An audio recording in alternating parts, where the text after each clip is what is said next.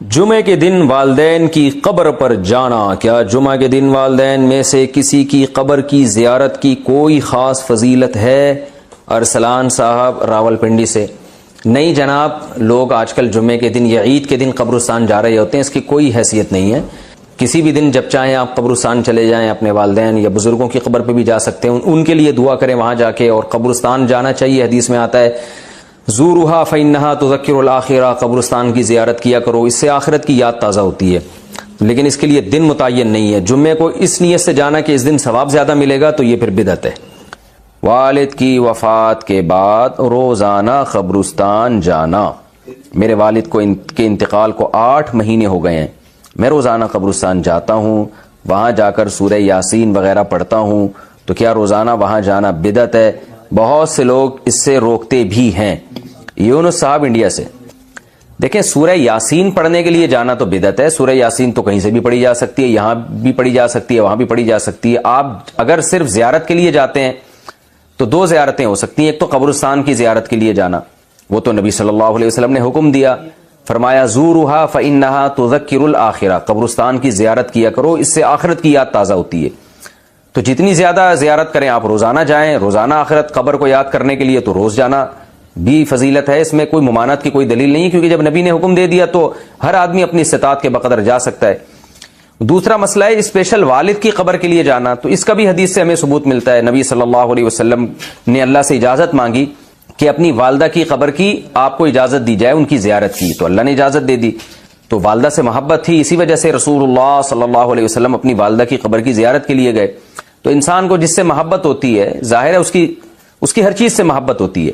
تو والد سے اگر آپ کو محبت ہے تو ان کی قبر کی زیارت کا دل چاہتا ہے انسان کا، میں جا کے اپنے والد کی قبر کی زیارت کروں۔ لیکن اسپیشل دعا مانگنا کے لیے جانا یا تلاوت کے لیے جانا، اس میں جانے کی ضرورت نہیں ہے، وہ دعا ہر جگہ سے قبول ہوتی ہے، ایصال ثواب ہر جگہ سے ہوتا ہے۔ تو اس نیت سے آپ نہ جائیں، ہاں جانے کے بعد آپ وہاں دعا کریں یا کچھ تلاوت کر لیں تو وہ جائز ہے۔ ایک ہے گئے اور آپ کو خیال آیا کہ خاموش بیٹھنے سے بہتر ہے کہ میں اپنے والد کے لیے دعا کروں، تو یہ بہت اچھی بات ہے۔ لیکن یہ سمجھنا کہ وہیں جا کے تلاوت کروں گا تو زیادہ فائدہ ہوگا، وہیں جا کے دعا مانگوں گا تو ٹھیک ہے، وہاں جا کے دعا مانگنے میں ذرا استحضار زیادہ ہوتا ہے، اس لحاظ سے تو بہرحال فائدے کی چیز ہے، لیکن ایسی چیزیں آہستہ آہستہ بدعت بن جاتی ہیں۔ تو اس لیے آپ روزانہ والد صاحب کی قبر کی زیارت کریں تو کوئی گناہ نہیں ہے، لیکن اس زیارت کی بیس والد صاحب سے محبت ہونی چاہیے۔ پھر وہاں جا کے فضول بیٹھنے کے بجائے آپ سورہ یاسین پڑھ لیں یا دعا مانگ لیں والد صاحب کے لیے، تو یہ بھی ایک ثواب کا عمل ہے، اس کے بھی ناجائز ہونے کی کوئی دلیل نہیں ہے۔ لیکن یہ کانسیپٹ کہ یہاں سے ثواب پہنچاؤں گا تو کم پہنچے گا، وہاں جا کے یاسین پڑھوں گا تو زیادہ ثواب ملے گا، یہ تصور 100% غلط ہے۔ قبرستان میں ہاتھ اٹھا کر دعا کرنا، کیا قبرستان میں ہاتھ اٹھا کر دعا کر سکتے ہیں؟ کر سکتے ہیں، ناجائز ہونے کی کوئی دلیل نہیں ہے۔ البتہ جہاں یہ خطرہ ہو، شرک کا وہم ہو، جیسے کوئی مزار ہے یا ایسا قبرستان ہے جہاں لوگ مردوں سے دعائیں مانگتے ہیں، وہاں آپ بھی ہاتھ اٹھا کے دعا مانگو گے تو یہ وہم ہو سکتا ہے کہ آپ بھی قبر سے مانگ رہے ہو۔ تو ایسی وہم والی جگہوں پہ بہتر یہی ہے کہ ہاتھ اٹھا کے دعا نہ مانگی جائے، تاکہ شرک کا دروازہ نہ کھلے اور لوگ آپ کے بارے میں بدگمان نہ ہو۔ لیکن جہاں ایسا نہیں ہے، جیسے سعودی عرب میں تو اس کا تصور نہیں ہے کوئی قبر سے مانگ رہا ہو، تو وہاں اللہ کا فضل ہے کہ یہ قبر پرستی نہیں ہے وہاں، جیسے ہمارے انڈیا پاکستان میں جو بدعتیوں نے شروع کی ہوئی ہے۔ سعودی عرب میں تصور نہیں ہے۔ اب وہاں اگر کوئی ہاتھ اٹھا کے دعا مانگ رہا ہے تو کوئی وہم بھی نہیں کر سکتا کہ قبر سے مانگ رہا ہے، لیکن بہرحال ذرا سا بھی وہم کا اندیشہ ہو کہ قبر سے تو نہیں مانگ رہا، تو پھر ہاتھ اٹھا کے دعا نہیں مانگنی چاہیے۔ میرا معمول یہ ہے کہ میں جب قبر پہ دعا مانگتا ہوں تو ہاتھ جب اٹھاتا ہوں تو رخ قبلے کی طرف کر لیتا ہوں، اس میں یہ فائدہ ہوتا ہے کہ یہ وہم ہی ختم ہو جاتا ہے۔ تو آپ کا رخ قبر کی طرف ہو اور پھر قبلے کی طرف ہو، تو صاحب قبر کے لیے آپ دعا مانگ لیں تو یہ کوئی حرج نہیں ہے اس میں۔ جنازے کے سامنے قرآن پڑھنے کی حقیقت، جنازے کے سامنے جو لوگ قرآن پڑھتے ہیں یا سورہ یاسین پڑھتے ہیں، کیا یہ عمل حدیث سے ثابت ہے یا بدعت ہے؟ عبدالصمد صاحب نے انڈیا سے پوچھا ہے۔ جنازے کے سامنے اسپیشل جنازے کی وجہ سے قرآن پڑھنا یا سورہ یاسین پڑھنا میرے علم میں ایسی کوئی حدیث نہیں ہے، تو اور جب تک جنازے کو نہلایا نہ گیا ہو تو اس کے سامنے تلاوت کرنے کو فقہاء نے غلط لکھا ہے، ناجائز لکھا ہے۔ تو جب تک جنازے کو نہلایا نہ جائے تو پھر نہلانے کے بعد آپ اس کے سامنے قرآن پڑھ سکتے ہیں، لیکن کوئی سنت عمل نہیں ہے۔ ہوتا یہ ہے کہ جب جنازے کو نہلا کے لایا جاتا ہے، گھر میں رکھا جاتا ہے، تو جب تک یعنی نماز جنازہ کے لیے لوگ جمع نہیں ہوتے، میت کو گھر میں رکھا جاتا ہے، تو اس دوران علماء یہ کہتے ہیں کہ اس کے پاس بیٹھ کے قرآن کی تلاوت کریں۔ وہ اس لیے کہتے ہیں کہ ورنہ اگر تلاوت نہیں کریں گے تو ادھر ادھر کی فضول باتیں کرنا شروع کر دیں گے، لوگ غیبتیں بھی شروع کر دیتے ہیں۔ اب جنازہ رکھا ہوا ہے تو بہتر ہے نا کہ اللہ کو یاد کیا جائے، اللہ کا ذکر کیا جائے، آخرت کی یاد کو تازہ کیا جائے۔ تو علماء اس لیے کہتے ہیں کہ وہاں بیٹھ کے قرآن پڑھ لو، یا سورہ اخلاص پڑھ لو، سورہ یاسین پڑھ لو، کوئی بھی سورت پڑھ لو، تاکہ آپ فضول چیزوں میں اپنا ٹائم برباد نہ کریں، اس وجہ سے کہا جاتا ہے۔ اور اس میں پھر جنازے کے میت کے ایصال ثواب کی نیت بھی کی جا سکتی ہے، کیونکہ اس میں بہرحال فقہا کا اختلاف ہے کہ میت کے لیے قرآن پڑھنا جائز ہے یا نہیں ہے۔ اور صدقے کے بارے میں تو ہمیں حدیث ملتی ہے کہ آپ صلی اللہ علیہ وسلم سے صحابیہ نے پوچھا فاتصدق عنہا، میری ماں کا انتقال ہو گیا، میں صدقہ کروں؟ آپ نے فرمایا ہاں۔ تو جمہور علماء نے اس سے استدلال کیا کہ جب صدقہ بھی ایک نیکی ہے تو وہ نیکی پہنچائی جا سکتی ہے میت کو، تو اس میں ایک علامت بیان کی ہے کہ کوئی بھی نیک عمل پہنچایا جا سکتا ہے، تو قرآن کی تلاوت بھی نیک عمل ہے۔ بعض فقہا کہتے ہیں کہ نہیں، صدقہ تو جائز ہے کیونکہ حدیث میں صدقے کا ذکر ہے، تلاوت کا ذکر نہیں ہے، لہذا تلاوت جائز نہیں۔ تو اختلاف رائے ہے اس میں۔ بر صغیر میں چونکہ فقہ حنفی کو فالو کیا جاتا ہے، اور میری رائے میں فقہ حنفی کی دلیل بہت مضبوط ہے، کیونکہ احادیث میں آپ صلی اللہ علیہ وسلم نے ہمیشہ اصول یہ رہا ہے کہ جزئیے کے ضمن میں کلیات سکھائے جاتے ہیں۔ جیسے قرآن میں آتا ہے نا لا تقل لہما اف، ماں باپ کو اف مت کرو، تو یہ ایک مثال ہے، مطلب یہ کہ تکلیف نہ دو۔ تو اسی طرح جو حدیث میں آتا ہے صدقہ کر سکتے ہو میت کے لیے، تو ایک مثال ہے، مطلب یہ کہ کوئی بھی نیکی کی جا سکتی ہے۔ اور دوسری بات یہ کہ حنفیہ کا جو قول ہے نا، اس میں ذرا وسعت زیادہ ہے، اللہ کی رحمت کو آپ پھیلا دیتے ہیں کہ بھئی اگر میت کے لیے تلاوت بھی جائز ہونے کا ہم فتویٰ دیں گے تو اس سے اس بہانے لوگ تلاوت کریں گے، ثواب حاصل کریں گے، اور اللہ سے امید ہے کہ اللہ اس میت کو ثواب پہنچائے گا، تو اچھا ہے نا، اللہ کی رحمت سے اچھی امیدیں لگائیں۔ تو ویسے بھی شریعت کا مزاج ہے کہ جس چیز میں رحمت والا عنصر غالب ہو اس قول پہ آپ کو فتویٰ دینا چاہیے، یہ ہماری رائے ہے۔ اگر کوئی اس سے اختلاف کرتا ہے تو وہ اس کا اپنا مسئلہ ہے۔ تو اس لیے جنازے کے پاس قرآن پڑھنا الگ سے کوئی اس کی فضیلت ہمارے علم میں نہیں ہے حدیث میں، لیکن کہا اس لیے جاتا ہے کہ وہاں بیٹھ کے ادھر ادھر کی باتیں کرنے سے بہتر ہے کہ آپ قرآن پڑھ لیں۔ البتہ قرآن خوانی میت کے لیے یہ جائز نہیں ہے، کیونکہ قرآن خوانی کو کہتے ہیں کہ لوگوں کو قرآن پڑھنے کے لیے جمع کرنا۔ تو قرآن پڑھنے کے لیے جو جمع ہے نا، تو اجتماعی عمل کے لیے ثبوت ضروری ہے، یہ خوب ذہن میں رکھیں۔ جیسے آپ اپنے طور پر 2 نفل کبھی بھی پڑھ لیں جائز ہے، لیکن اگر آپ لاؤڈ سپیکر میں اعلان کرتے ہو یا کارڈ چھپواتے ہو یا منادی کراتے ہو آؤ میں اشراق کے 2 نوافل پڑھ رہا ہوں، تمام حضرات سے گزارش ہے کہ مسجد میں آ جائیں، اب یہ اجتماعی عمل بن گیا، یہ بدعت ہو جائے گا۔ تو اجتماع کے لیے آپ کو دلیل کی ضرورت ہے، اس لیے علماء کہتے ہیں کہ اجتماعی قرآن خوانی یہ بدعت عمل ہے، کیونکہ یہ ایصال ثواب کے لیے آپ ایک عبادت کر رہے ہیں، اور اجتماعی سطح پہ تو ہمیں نہیں ملتا کہ صحابہ کرام میں کہیں کسی نے کبھی اجتماع کیا ہو۔ حضرت ابو بکر کا انتقال ہوا، کہیں نہیں ملتا کہ حضرت عمر نے تمبو لگایا ہو اور سب لوگوں کو جمع کر کے ان کی قرآن خوانی کی ہو۔ حضرت عمر کی شہادت ہوئی تو کہیں نہیں ملتا کہ حضرت عثمان نے ان کے لیے قرآن خوانی کی ہو، یہ ثابت نہیں ہے، اور اس پر علماء کے فتاوی بھی موجود ہیں۔ البتہ برکت کے لیے قرآن خوانی ایک الگ چیز ہے، برکت کے لیے یعنی مکان دکان کی برکت میں جو قرآن خوانی ہے وہ عبادت نہیں ہے، وہ از قبیل رقیہ ہے، رقیہ دم، تو اس کے لیے ثبوت کی ضرورت نہیں ہے۔ لیکن بہرحال بعض علماء اس کو بھی بدعت اس لیے کہتے ہیں، بدعت تو نہیں یعنی بدعت کی تائید کا ذریعہ بنتی ہے، تو بعض علماء کہتے ہیں کہ اس زمانے میں برکت کے لیے بھی قرآن خوانی نہیں کرنی چاہیے، بلکہ برکت کے لیے گھر کے اپنے لوگ مل کے قرآن پڑھ لیں یا نماز پڑھ لیں یا دعا مانگ لیں۔ لیکن بہرحال اگر کوئی برکت کے لیے قرآن خوانی کرواتا بھی ہے تو اس کی بہرحال گنجائش موجود ہے، احتیاط اسی میں ہے کہ اس کو ترک کیا جائے، کیونکہ لوگ ایصال ثواب اور برکت والی قرآن خوانی میں فرق محسوس نہیں کرتے، تو وہ دونوں کو ایک ہی سمجھتے ہیں، اس سے پھر بدعت کی تائید ہوتی ہے۔ ڈرامہ دیکھنا جائز ہے کیا؟ نہیں بھائی، ڈراموں میں بے حیائی سکھائی جا رہی ہے اور ٹائم ویسٹنگ ہے، کچھ بھی نہیں۔ قرآن مجید میں اللہ کا ارشاد ہے والذین هم عن اللغو معرضون، ایمان والے لغویات سے اعراض کرتے ہیں، اخلاق تباہ ہو رہے ہیں لوگوں کے، اس سے خواتین کے اخلاق تباہ ہو رہے ہیں۔ لوگ کہتے ہیں ان میں بڑے اچھے اچھے اسباق دیے جاتے ہیں ڈرامے میں، دیکھیں جو جھوٹ سچ میں ملا کے بولا جائے نا، وہ جھوٹ بہت خطرناک ہوتا ہے، کیونکہ اس سچ کی وجہ سے لوگ اس جھوٹ کو بھی سچ سمجھنا شروع کر دیتے ہیں۔ تو بعض دفعہ جو پیغام دیا جا رہا ہوتا ہے غلط ہوتا ہے، لیکن اس غلط پیغام میں کچھ اچھی اچھی چیزیں بھی ڈال دی جاتی ہیں، تو اس اچھی چیز کی وجہ سے لوگ اس غلط کو بھی ایکسیپٹ کر لیتے ہیں۔ تو ڈراموں فلموں میں عام طور پہ یہی ہوتا ہے کہ جو مین میسج دیا جا رہا ہوتا ہے نا، جو سوسائٹی کو تباہی کی طرف لے جا رہا ہوتا ہے، اب دکھایا جا رہا ہوتا ہے بھابھی کا دیور سے چکر چل رہا ہے، جیٹھ سے چکر چل رہا ہے، سالیوں سے شوہر کا چکر چل رہا ہے، یہ کیا عورتیں جب دیکھیں گی تو وہ کہیں گی یار ان کا چکر چل سکتا تو ہمارے کیوں نہیں چل سکتا۔ مر جب دیکھے گا تو کہے گا یار وہ اپنی سالی پہ لٹو ہو گیا تو میری تو سالی اس خشک سالی کا شکار ہی نہیں ہے، وہ تو ہری بھری سالی ہے، تو جب وہ خشک سالی پہ مر سکتا ہے تو ہم ہری بھری سالی پہ کیوں نہیں مر سکتے۔ تو یہ ساری چیزیں لوگ دیکھ دیکھ کے پاگل ہو رہے ہیں، اور جو حالات چل رہے ہیں آپ کے سامنے ہی ہیں، تو یہ چھوڑ دیں یہ چیزیں، اپنے آخرت کی فکر کریں، تلاوت میں ان چیزوں میں ٹائم لگائیں، اور دیکھنا ہی ہے تو کوئی تاریخی چیزیں پڑھیں، ان کی تاریخی کہانیاں پڑھیں، تو نالج میں اضافہ ہوگا آپ کی۔ घूमने फिरने चले जाएं जब इंटरटेनमेंट के लिए। पाकिस्तान में कितनी जगह हैं घूमने फिरने की कि यार आज बहुत सारे काम करने थे मगर आज भी रह गए। हम हैरान हो रहे हैं, आप 2-2, 3-3, 4-4 घंटे कैसे टीवी के सामने बैठ जाते हो? टाइम कहां से आ रहा है आपके पास? इतना टाइम होना इसकी अलामत है आपका दुनिया में कोई विजन है ही नहीं। जिसका कोई हदफ होता है उसके पास इतना टाइम नहीं होता। तो ये जो ड्रामा फिल्मों में टाइम जाया किया जा रहा है ना, खुदा की कसम मौत के वक्त हसरत का सबब बनेगा। मौत के वक्त अल्लाह ने जिंदगी सिर्फ एक दफा दी है। कुरान के अल्फाज देखो कि मौत के वक्त अगर तुम सारी दुनिया की सारी दौलत खर्च करके भी टाइम वापस लेना चाहोगे ना, ला यस्तखिरून साअतन वला यस्तक़दिमून, अल्लाह फरमाते 1 मिनट तो दूर की बात, 1 मिनट के 1 करोड़ हिस्से कर लो ना, वो भी नहीं मिलेगा। अभी बहुत टाइम दिया अल्लाह ने, अभी बहुत टाइम दिया है। चाहो तो ड्रामों में जाया कर दो, फिल्मों में जाया कर दो, सारा दिन टीवी के सामने बैठ के क्रिकेट के मैच देख के तालियां बजाते रहो, फलाने ये छक्का मारा, फलाने चौका मारा।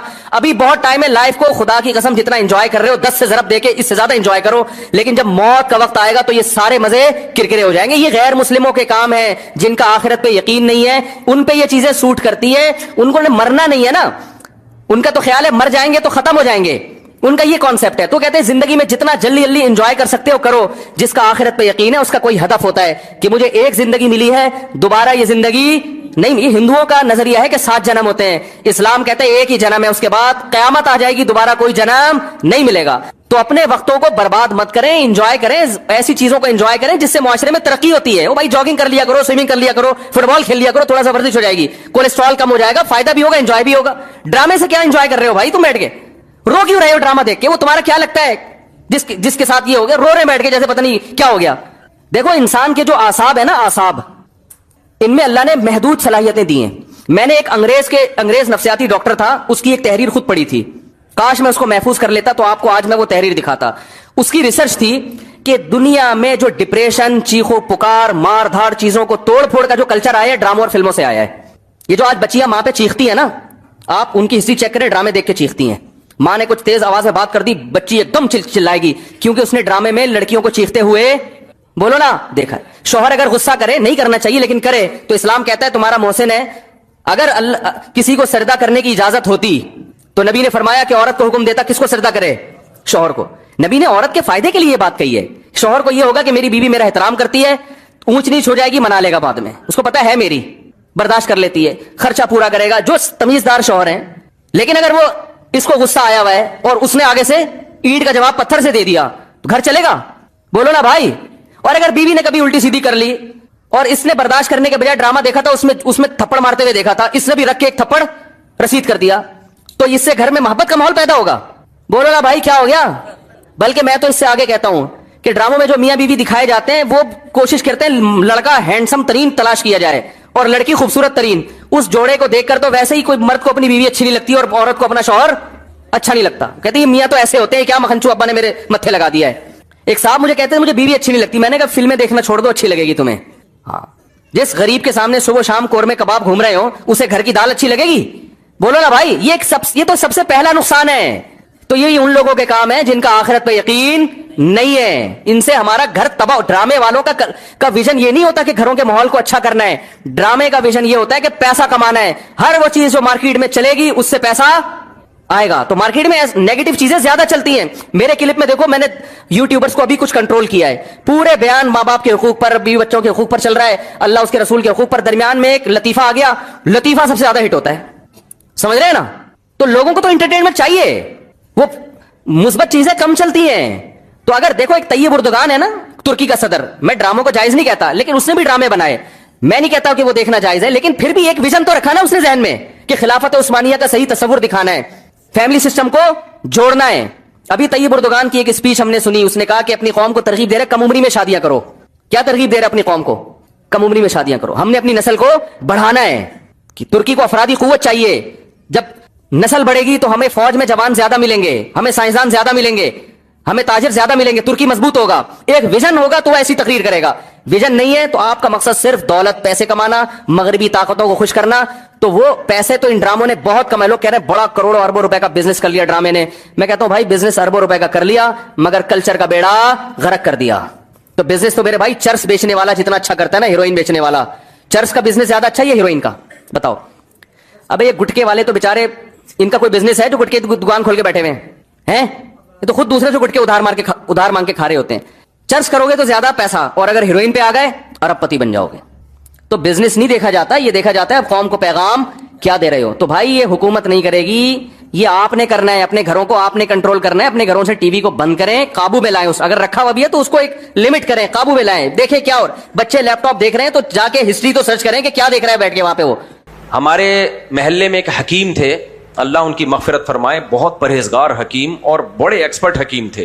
خود بھی 90 یا 99 سال میں جا کے فوت ہوئے ہیں. وہ حکیم تھے نا, ان کو علاج کا, دواؤں کا پتا تھا, جڑی بوٹیوں کا پتا تھا. مجھے بہت ساری دوائیں کا ان سے پتا چلا ہے, سالب مصری, سالب پنجا, یہ حکیموں کی دوائیں ہیں, کبھی کھا لو کسی حکیم سے پوچھ کے. موسلی سفید, یہ بڈھے کو جوان کر دیں. حکیموں کے پاس, کمبختوں کے پاس ایسے ایسے نسخے ہوتے ہیں, چھپ چھپ کے رات کو اکیلے کھا رہے ہوتے ہیں بیٹھ کے, مریضوں کو نہیں بتاتے. تو حکیموں میں فراڈ بہت ہے, ورنہ یہ حکمت کا علم یہ صدیوں پرانا ہے, صدیوں سے انسانوں پہ تجربے ہوتے آ رہے ہیں اس کے. ان کی کچھ دوائیں تو ایسی ہیں 2000 سال پرانا نسخہ, کوئی سائڈ افیکٹ نہیں ہے, ایسے ایسے ان کے پاس چیزیں ہوتی ہیں. لیکن حکومت نے سرپرستی چھوڑ دی ہے اور ڈرامے بازی بہت آ گئی ہے, اور کچھ لوگوں کو اطمینان بھی نہیں ہوتا, اس لیے نہیں ہوتا کہ فوری علاج نہیں ہوتا, تو لوگ چاہتے ہیں بٹ ٹیکا ٹھوکو صحیح کر دو. تو اب ایسا نہ ہو کہ حکیموں کے پاس چلے جائیں, فراڈ بہت ہے اس میں. جب تک کوئی ایکسپرٹ حکیم نہ ہو علاج نہ کرایا کریں اس سے. لیکن وہ واقعی صحیح حکیم تھے. تو ان کی عمر کتنی, 90 سے میرا خیال ہے اوپر ہی گئے ہوں گے. اور 80-85 سال کی عمر میں ان کی حالت یہ تھی کہ جب آپ ان سے مصافحہ کرو نا, اور انہیں جو ہاتھ پکڑ لیا آپ ہاتھ چھڑا نہیں سکتے, ایسے کڑک, اور لال ٹماٹر, دبلے پتلے, یعنی پیٹ بھی اندر تھا ان کا. تو ایک دن میری ان سے بڑی گپ شپ تھی, مجھ سے بڑی محبت کرتے تھے, اور تھے بڑے مزاحیہ. جو آدمی خوش ہوتا ہے نا تو اس کی طبیعت میں مزاح بھی ہوتا ہے. ان کا خیال یہ تھا, میں اپنے والد صاحب کا سب سے چھوٹا بیٹا ہوں, تو جبکہ مجھ سے چھوٹے ایک میرا بھائی بھی تھا.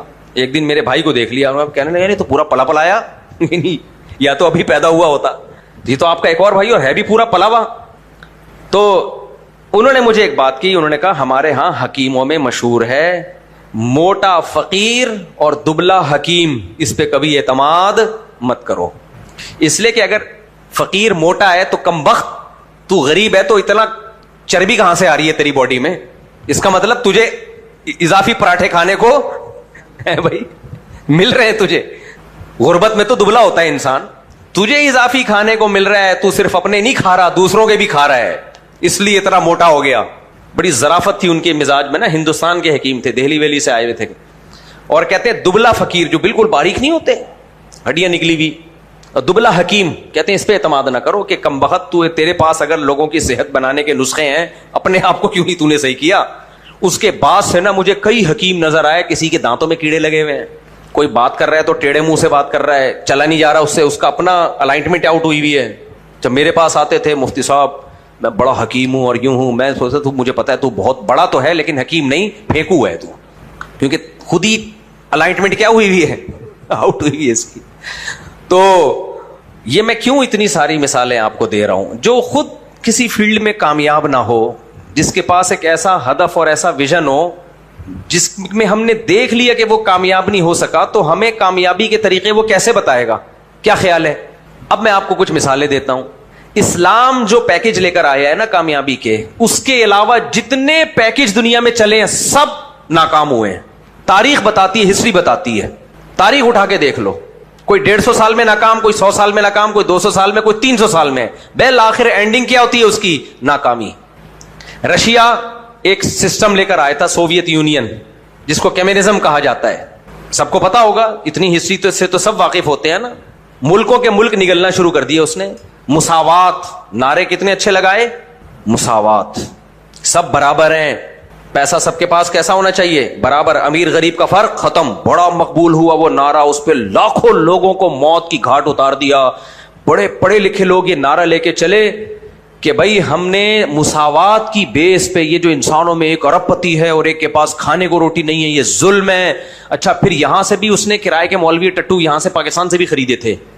جب افغانستان میں رشیا آیا ہے نا, تو اس نے پاکستانی بھی کچھ مولوی خریدے جو اسلام کا لیبل لگا کے کمیونزم کو پروموٹ کریں. تو یہاں بھی کچھ اسکالر پیدا ہو گئے کہ بھائی ایکچولی اسلام کی بھی یہی دعوت ہے. دیکھو حج میں جب ہم جاتے ہیں سارے ایک جیسے کپڑے پہن کے, نہ کوئی امیر رہا, نہ کوئی غریب رہا, نہ کوئی بادشاہ, نہ کوئی وزیر. تو اسلام کا بھی ایکچولی مزاج یہی ہے کہ سارے کیا ہو جائیں, ایک جیسے ہو جائیں. امیر غریب کا فرق ختم. حالانکہ وہ تو حج کے موقع پہ ایک مخصوص لباس پہنایا گیا ہے, وہاں بھی امیر امیر ہی ہوتا ہے اور غریب غریب ہوتا ہے. امیر جہازوں پہ جا رہا تھا اور غریب بیچارہ اونٹوں پہ بیٹھ کے جا رہا تھا. لیکن جب یہ اسکالر بگڑتے ہیں نا تو یہ قرآن و سنت کے نام پہ کچھ بھی مارکیٹ میں بیچ دیتے ہیں. تو یہاں بھی بہت سارے مولویوں نے اسی کو, بھٹو بھی بڑا متاثر تھا, جو بھٹو وزیر اعظم تھے نا, وہ بھی اس نعرے سے بڑے متاثر تھے. خیر, لیکن جب وہ ناکام ہوا ہے نا وہ نظام, ناکامی کے بعد گورباچوف نے اعلان کیا, یہ بڑا مشہور ہوا تھا اس کا یہ مقولہ, کہ ہمیں اتنے بڑے نظام کا تجربہ پہلے کسی چھوٹے سے گاؤں پہ کرنا چاہیے تھا. ہم دیکھتے کہ چلتا ہے کہ نہیں. ہم نے درجنوں ملکوں پہ یہ تجربہ کیا اور سب کا بیڑا غرق کر دیا. سمجھ میں آ رہی ہے بات؟ گورباچوف نے کہا تھا ہمیں اس نظام کا تجربہ پہلے کہاں کرنا چاہیے تھا, چھوٹے سے گاؤں پہ کر کے دیکھتے کہ چل بھی پا رہا ہے کہ نہیں پا رہا. اور ہم نے اتنے سارے ملک جس میں بھی سوویت یونین کی حکومت تھی, روس کی حکومت تھی اس وقت, یعنی اپنی غلطی کا اس نے خود اعتراف کیا اور وہ نظام بری طرح ناکام ہو چکا. پھر یورپ نے جس نظام کو دنیا میں نافذ کیا ہوا ہے, آزادی, لبرلزم, جس مذہب سے بغاوت, یہ سرمایہ دارانہ نظام لے کر آئے. یہ وہ نظام نہیں لائے جو رشیا نے کہا نہیں امیر امیر ہونے دو, غریب کو غریب ہونے دو. وہ سارا سیٹ اپ وہاں سے لیا, عورت کو آزادی اور یہ سب چیزوں کے بعد جا کے آپ کو پتا ہے اتنی بری طرح وہ خدا کی قسم ناکام ہو چکے ہیں, اتنی بری طرح ناکام ہو چکے ہیں کہ سر جوڑ کے بیٹھے ہوئے کہ ہم جائیں کہاں. یہ جو آپ کو میڈیا پہ دکھایا جا رہا ہے یہ کچھ اور ہے. ان کے ماہرین جن چیزوں پہ سر جوڑ کے بیٹھے ہوئے ہیں وہ کیا ہے, وہ بالکل ایک ڈیفرنٹ دنیا ہے. اس وقت پتا ہے دنیا کا سب سے بڑا مسئلہ ترقی یافتہ ملکوں کے لیے کیا بن چکا ہے؟ آپ کو پتا ہے کیا بن چکا ہے؟ کہتے ہیں کہ پہلی جنگ عظیم, دوسری جنگ عظیم اور کووڈ کرونا سے اتنے لوگ مر کے نسل کو نقصان نہیں ہوا ہے جتنا ہم نے گروتھ ریشو ختم کر کے اپنی قوموں کو فنا کی طرف لے کے چلے گئے ہیں. یہ سب سے بڑا مسئلہ بن چکا ہے. میں بھی انشاءاللہ کوشش کر رہا ہوں اس پہ ایک باقاعدہ پراپر ڈاکومنٹری بنا کے لوگوں کے سامنے ثبوت کے ساتھ لے کر آؤں, ریفرنسز کے ساتھ. انہوں نے کیا کیا, انہوں نے کہا یہ شادی بیاہ اور یہ سب اولاد یہ مذہبی لوگوں کی باتیں ہیں. بھائی آزادی ہے, تمہاری مرضی, بچہ پیدا کرنا ہے کرو, نہیں پیدا کرنا ہے کہ نہیں کرو, عورت چڈی پہنے, بنیان پہنے, کچھ پہنے نہ پہنے, آزادی. یہ ایک سسٹم لے کر آئے نا عیسائیت سے بغاوت کے نتیجے میں. انہوں نے بولا بھائی مذہب کو نکالو سوسائٹی سے, یہ بہت تجربے ہو گئے, بہت مذہبی لوگوں نے بہت الو بنایا. اس طرح کی باتیں کرتے تھے وہ. آپ 400-500 سال پہلے یورپ کی ہسٹری دیکھ لیں, اس میں یہی ہے کہ یار یہ مذہب کو کیا کرو, سوسائٹی سے نکالو. ان کے بڑے بڑے مفکرین نے کتابیں لکھی, لوگوں کو ایک مائنڈ بنایا. اس مائنڈ کا رزلٹ کیا نکلا ہے؟ قوم کو ترقی دلانے کے لیے جو سیٹ اپ دیا تھا وہ سیٹ اپ قوم ہی کو نکل گیا. نہیں سمجھ میں آ رہی؟ بہت مشکل ہے. وہ سیٹ اپ نے کیا کیا؟ قوم کو نگل گیا. ہماری جو اگلی نسلیں جرمنی میں, اٹلی میں, فرانس میں جب جائیں گی نا تو جرمن نظر نہیں آئیں گے, پٹھان, پنجابی, مہاجر, بنگالی یہ نظر آئیں گے وہاں پہ ان کو. یہ میں 100% سے بھی مسجد میں بیٹھ کے آپ کو میں رپورٹ پیش کر رہا ہوں.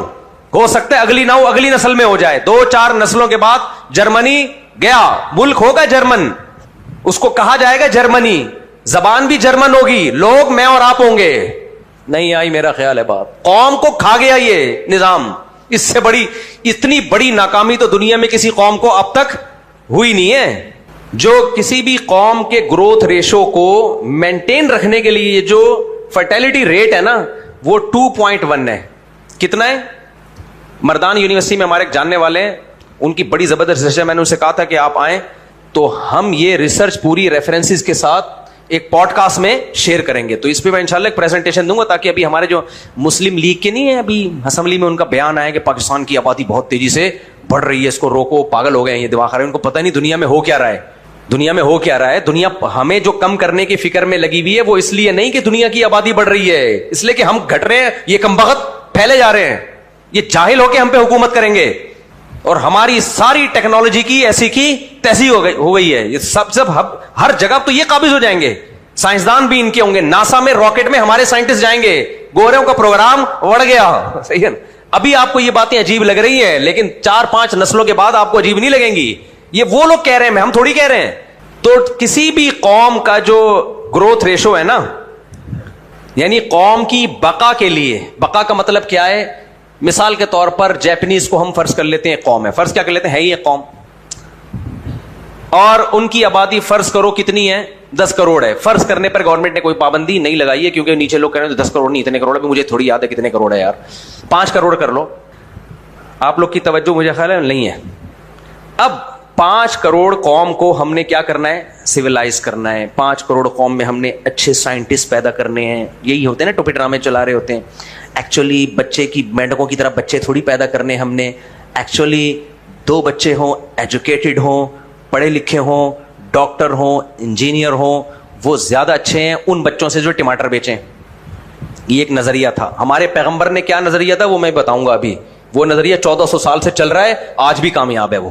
اس لیے میرے بھائی ہمیں محمد صلی اللہ علیہ وسلم کے علاوہ کسی اور کو لفٹ کرانے کی بالکل بھی ضرورت, کیا خیال ہے, نہیں. اٹھا کر پھینک دو باہر گلی میں, نئی تہذیب کے انڈے ہیں گندے.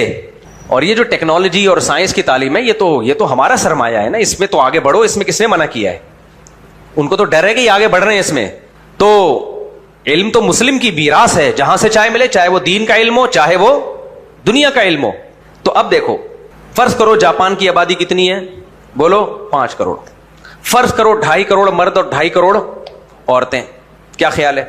تو ایک عورت 2 بچے کم سے کم پیدا کرے گی تو اگلی نسل 5 کروڑ رہے گی. دیکھو بچے عورت ہی پیدا کرتی ہے نا اب تک کی رپورٹ کے مطابق. تو 5 کروڑ میں 2.5 کروڑ آدمی تو کچھ نہیں پیدا کریں گے. کیا خیال ہے؟ بچہ پیدا کس سے ہوگا؟ 2.5 کروڑ عورتوں سے. ٹھیک ہے نا. اب 2.5 کروڑ عورتیں 2 بچے پیدا کریں گی تو اگلی نسل میں جب یہ 5 کروڑ بڈھے ہوں گے 20 30 40 سال کے بعد, یہ بڈھے ہوں گے لازمی, یا تو یہ قیامت تک کے لیے رہنے کے لیے آئے ہوئے ہوتے. پھر ہم کہتے ہیں ایک بچہ بھی پیدا کرنے کی ضرورت نہیں ہے. 20 30 40 سال میں یہ سب مارکیٹ سے کیا ہو جائیں گے, شارٹ. تو ایک عورت نے کم سے کم 2 بچے پیدا کیے ہوں گے تو یہ 5 کروڑ قوم 5 کروڑ کی 5 کروڑ رہے گی. لیکن ماہرین کہتے ہیں 2.1 بچے پیدا کرنا ضروری ہے, کیونکہ بچے مرتے بھی ہیں. کیا مطلب؟ 2.1 کا مطلب یہ ہے کہ 10 عورتیں 13 بچے پیدا کریں.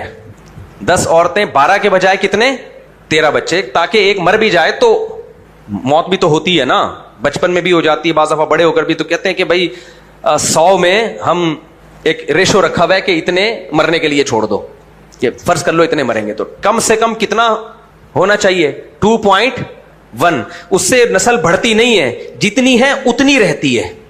یہ کمبخت فارمولہ لے کر آئے تھے جو اسلام کے بالکل خلاف تھا. تقریباً 150-200 سال پہلے ایک مالتھا سے پیدا ہوا تھا مفکر. اس نے بولا تھا کہ جس اسپیڈ سے ہے نا ایک عورت 8 بچے پیدا کر رہی ہے تو 5 کروڑ کی آبادی کتنی 4 گنا تو کم از کم بڑھے گی. تو یہ کتنی ہو جائے گی؟ 20 کروڑ ہو جائے گی. پھر 20 کروڑ کو ملٹیپلائی کرو, ایک عورت 8 بچے, تو وہ تھوڑے بڑے ختم بھائی ختم, بس 50-60 سال کے بعد دنیا ختم. یہ پھینکی تھی لمبی اس نے کہا دنیا کیا ہو جائے گی. اس کے الفاظ ہیں کہ خوراک کی اتنی قلت ہوگی کہ لوگ ایک دوسرے کا گوشت نوچ نوچ کے کھائیں گے. یہ اس نے موٹیویٹ کیا لوگوں کو, کیلکولیشن کی. اس نے کہا کہ اتنے خربوزے پیدا ہو رہے ہیں, اتنے مالٹے پیدا ہو رہے ہیں, اتنی گندم, اس سے زیادہ اسپیڈ سے انسان پیدا ہو رہے ہیں, تو ایکچولی یہ ہوگا, پھر فلانا ہوگا, ڈمکانا ہوگا. تو وہ لوگ پاگل تھے. ہمارے مذہب نے ہمیں بتا دیا کہ جب بچہ پیدا ہوتا ہے تو ماں کی چھاتیوں میں دودھ کون پیدا کرتا ہے. یہ سائنسی اتفاق نہیں ہے. سائنسدان تو بولیں گے ایکچولی وہ ہارمونل چینجنگ ہے. بھائی یہ چینجنگ رکھی ہے کس نے؟ خدا نے رکھی ہے, تاکہ بچہ بھوک سے مرے نہیں. اس کا مطلب اس کے رزق کا ذمہ دار کون ہے؟ اللہ ہے. قرآن نے تو بول دیا تھا 2 منٹ مسئلہ یہ حل کر دیا کہ تمہاری ٹینشن نہیں ہے, یہ میری ٹینشن ہے. اور قرآن نے ہمیں یہ بھی بتا دیا تھا وَقَدَّرَ فِيهَا أَقْوَاتَهَا فِي 4 أَيَّامٍ. اللہ کہتے ہیں زمین کو بنانے سے پہلے, زمین بننے کے بعد 4 دن. اب وہ 4 دن یہ دنیا کے تھے, یہ اللہ والے 4 دن تھے. 4 ارب سال بھی ہو سکتے ہیں, 4 کروڑ سال بھی ہو سکتے ہیں. میں نے 4 دن تو صرف یہ کیا ہے کہ جو انسان اس میں پیدا ہوں گے ان کی خوراک کے ذخیرے میں نے اسٹور کیے ہیں. اس میں نہیں آئی بات. اب اللہ ایسے اسٹور نہیں کرتا کہ گندم کی بوریاں لے کے گوداموں میں ڈال دے. وہ اسٹور کا مطلب ایسی چیزیں زمین میں ڈال دیں کہ قیامت تک آنے والا آخری انسان بھی دبا کے پھوڑ پھاڑ سکے یا کھا سکے. اس میں ڈیزل بھی تھا, اس میں پیٹرول بھی تھا, اس میں سب کچھ. اللہ کہتے ہیں پہلے میں نے انسانوں کی خوراک کا بندوبست کیا ہے.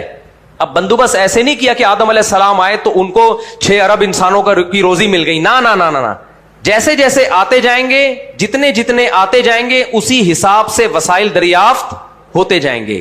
تبھی قرآن کے الفاظ دیکھو, قدرہ کا مطلب مینجمنٹ ہے. یہ نہیں آئی سمجھ میں بات. مینجمنٹ کا مطلب کیا ہوتا ہے؟ اندازہ ہے کہ پراپر ایک مینجمنٹ کی گئی ہے.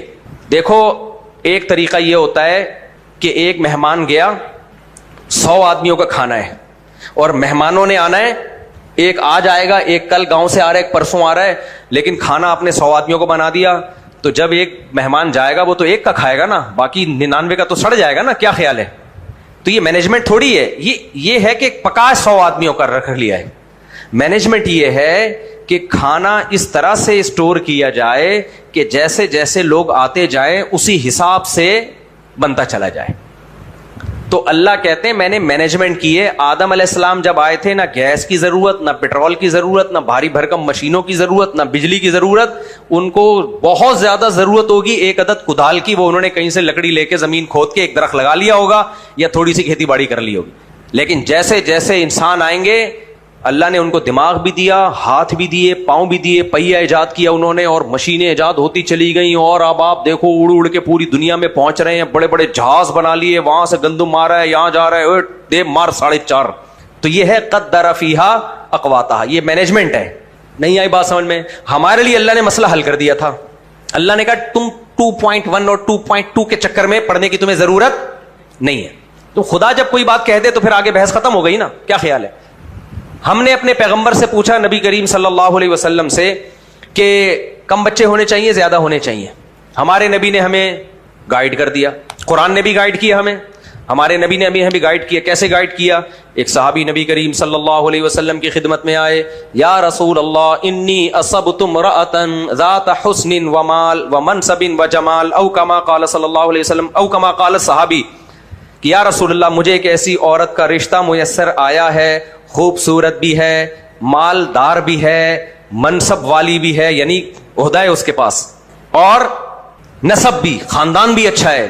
کسی عورت میں اس سے زیادہ کوئی اچھی صفت ہو سکتی ہے؟ پیسہ بھی ہو. کیا خیال ہے بھائی؟ سسرال پیسے والا ہو, کچھ نہ کچھ تو چھڑکاؤ ہو ہی جاتا ہے.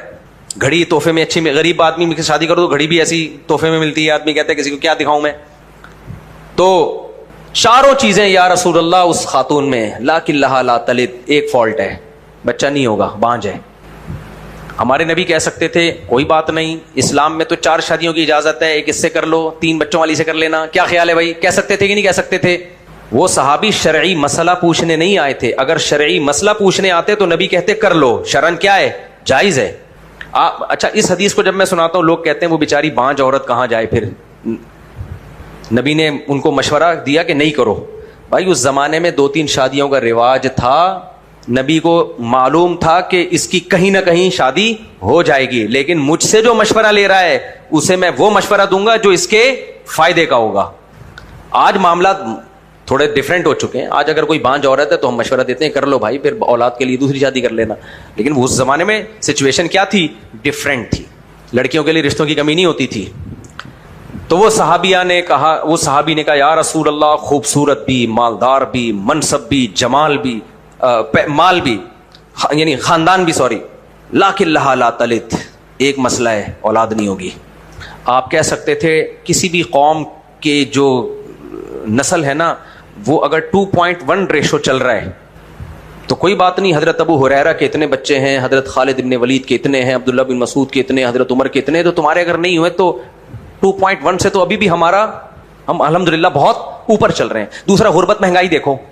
غربت مہنگائی کا عالم یہ ہے کہ فاقے پڑ رہے ہیں, پیٹوں پہ پتھر باندھے جا رہے ہیں, اور عرب میں بچوں کو بھوک کے خوف سے قتل کیا جا رہا ہے کیونکہ وہ مانے حمل تدبیریں جانتے نہیں تھے. بچہ پیدا ہونے کے بعد بعض دفعہ قتل کرتے تھے کہ کھائے, اس کو کھلانا پڑے گا.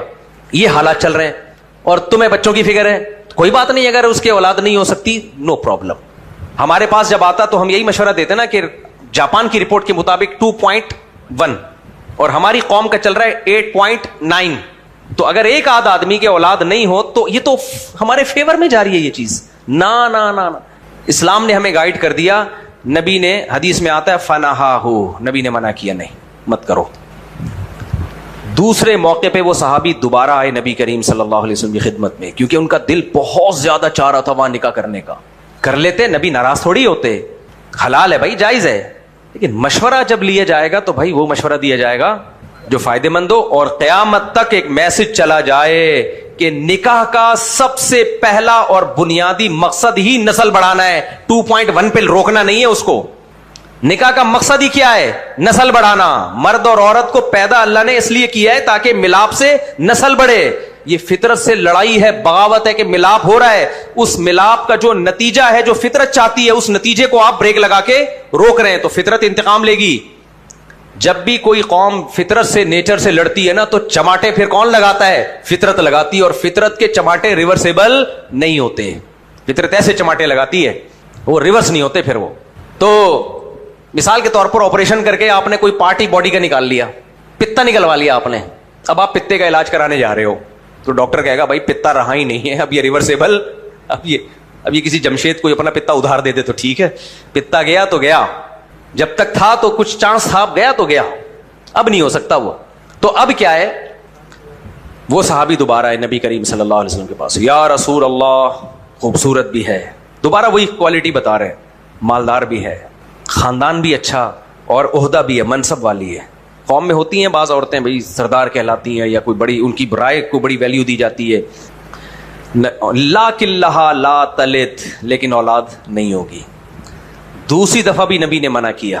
تیسری دفعہ نبی کی خدمت میں آئے, یہی 4 صفات دہرائی ہیں, خوبصورت بھی ہے, مالدار بھی ہے, منصب والی بھی, حسب والی بھی, لا کلھا لا تلد. دیکھو میرے اور آپ کے پاس کبھی دوسری دفعہ جب کوئی آئے, ہم کہیں گے یار اگر اتنا زیادہ مسئلہ ہے تو کر لے یار, ہم یہی کہیں گے نا. تیسری دفعہ جب آئے تو ہم کہیں گے چل یار, میرا مشورہ یہی ہے کہ کر لے. ہمارے نبی صلی اللہ علیہ وسلم تیسری دفعہ اگر ان کو مشورہ دے کے کر لو, تو ہمیں یہ میسج چلا جاتا کہ اصل حکم تو یہ ہے کہ نکاح ہے اولاد کے لیے, لیکن اگر بہت زیادہ دل چاہ رہا ہے اور اولاد نہیں ہوگی تو بھی کوئی پرابلم نہیں ہے. لیکن نبی نے تیسری دفعہ نہ صرف ان کو منع کیا, بلکہ منع کرنے کا عنوان اور سخت کر دیا. فنہاہو, حدیث میں منع بھی کیا, فرمائے تزوج الودود الولود, ایسی عورت سے نکاح کرو جو محبت کرے اور کثرت سے اولاد دے تمہیں. نہیں آ رہی میرا خیال ہے بات, اس لیے میں ان لبرل لوگوں سے کہتا ہوں, لبرل مولویوں سے, اسلام کو چینج کرنے کی کوشش مت کرو. آپ کو بچے برے لگتے ہیں, نہ پیدا کرو آپ. اسلام رہے گا میرے بھائی, وہ چینج بولو نہیں ہوگا. آپ کو اسلام اچھا نہیں لگتا, آپ نہ کریں عمل. آپ کو بچے اچھے نہیں لگتے, کوئی فرض نہیں ہے بچے پیدا کرنا. میاں بیوی اگر ایک بچہ بھی پیدا نہ کرے گناہ نہیں ہے کوئی. میوچل انڈرسٹینڈنگ سے اگر کہیں ایکچولی بیگم ہمارے ایکچولی ابھی تو ہماری لائف اسٹارٹ ہوئی ہے, ایکچولی ابھی بچوں کی بکھیڑ ہوئی, یہ چل رہا ہوتا ہے ٹروپی ڈراموں میں نا. ٹوپی ڈرامے جو بڑے بڑے لوگ ہوتے ہیں نا, ان کے ایکچولی ابھی تو انجوائے کرنا ہے بچہ. بھائی بچہ ہی تو لائف کو انجوائے کرائے گا کم بختو. جس گھر میں بچے نہیں ہیں, لائف کی انجوائمنٹ کی ایسی کی میاں بیوی لوگ فلمیں دیکھ کے 3 گھنٹے دیکھ کے بند کر دیتے ہیں, بس کر یار. تو میاں بیوی ایک دوسرے کو 6 مہینے دیکھ کے 3 گھنٹے میں کوئی بہت ہی اٹریکٹیو فلم ہو. ہمارے زمانے میں 3 گھنٹے کی فلمیں آتی تھی, اب مجھے نہیں پتا کتنے گھنٹے کی آتی ہیں. 3 گھنٹے آپ گئے سینما گھر میں, یا VCR لگا کے پہلے دیکھتے تھے نا لوگ, فلمیں دیکھتے تھے. 3 گھنٹے کے بعد کھوپڑی آؤٹ ہوگی کہ نہیں ہوگی, چاہے کتنی اچھی فلم ہو, کتنی خوبصورت ہیروئن, کتنا ہینڈسم ہیرو, کتنی اچھی کہانی. 3 گھنٹے کے بعد کہتے ہیں بس کافی ہو گیا. 6 گھنٹے کی فلم آئے گی میرا خیال ہے لوگ. تو کیا میاں بیوی ایک دوسرے کو فلم سے بھی زیادہ خوبصورت سمجھتے ہیں؟ 3 سال سے دیکھ رہے ہیں ایک دوسرے کو, تو لڑیں گے نہیں ہے؟ ابے کیا ہو گیا, تمہیں تمہارے فائدے کی باتیں کر رہا ہوں. یہ لائف چینج ہوتی ہے. میاں بیوی دولہا دلہن بن کے آتے ہیں, بہت محبت ہوتی ہے, ٹوٹ کے محبت ہوتی ہے, یہ فطرت ہے, یہ نیچر ہے. اس کے بعد ان کی محبت ڈائیورٹ ہوتی ہے کس کی طرف؟ اولاد کی طرف, بچوں کی طرف. اب ان کو بچے چاہیے, پھر وہ بچوں کے لیے ملے ہوئے رہتے ہیں. پھر ان کی محبت کا جو اسٹائل ہے وہ بچوں کی وجہ سے چینج ہوتا ہے. پھر بیوی سے محبت اس لیے نہیں کہ دلہن ہے, دلہن نہیں ہے بھائی, اب وہ آپا بنتی جا رہی ہے اور تم بھی چاچو بنتے جا رہے ہو.